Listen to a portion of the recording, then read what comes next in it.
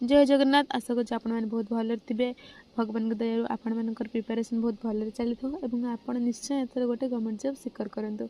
आसतु आज आम जाना निषेधार्थक अव्यय और विरुद्धार्थक अव्यय विषय।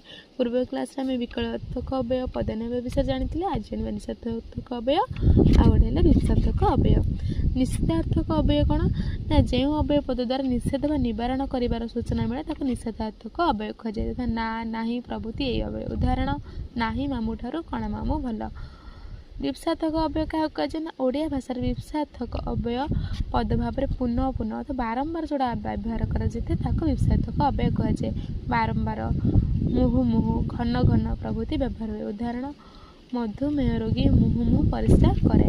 विपसार्थक तो बारंबार गोटे घटना घटता है से जगह जो अव्ययटा ग्रहण कराए विपसार्थक अव्यय। आपण भिडियो भल लगे निश्चय वीडियो को लाइक करेंगे, चैनल को नुआ देखुते सब्सक्राइब करदे। जय जगन्नाथ।